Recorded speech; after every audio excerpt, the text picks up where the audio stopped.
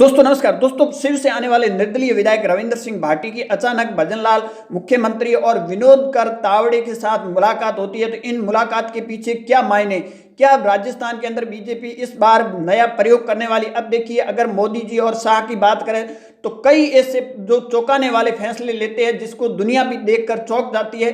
तो क्या लोकसभा चुनाव के अंदर राजस्थान के अंदर बीजेपी क्या कोई नया प्रयोग करने वाली है। अब देखिए, अगर विनोद तावड़े की बात करें तो विनोद तावड़े को राजस्थान की जो बीजेपी का पैनल है 25 लोकसभा सीटों पर वो तैयार करने की जिम्मेदारी दी है।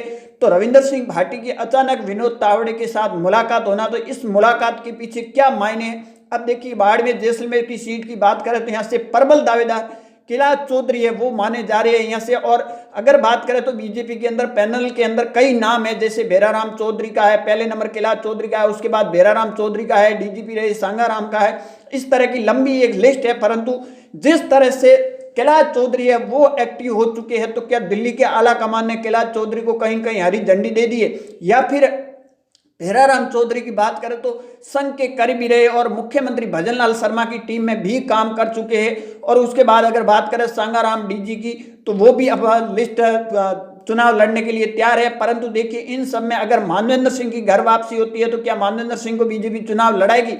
परंतु इन सब में आज सबसे ज्यादा चर्चा है कि अचानक रविंद्र सिंह भाटी की मुख्यमंत्री और विनोद तावड़े के साथ अचानक मुलाकात होती है। तो इस मुलाकात के पीछे मायने क्या।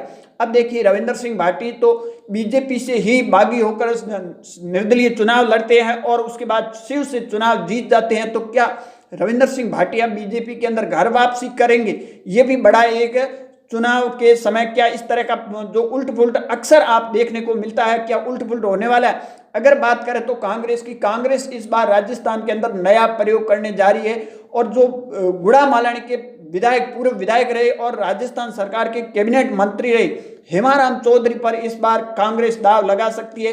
इसका देखिए, कांग्रेस की जयपुर के अंदर 2 दिन से मंथन हो रहा है। हालांकि हेमाराम चौधरी है वो अपनी इच्छा तो जाहिर कर चुके हैं कि अगर पार्टी मौका देती है तो लोकसभा का चुनाव है वो बाड़मेर जैसलमेर से हेमाराम चौधरी लड़ सकते हैं।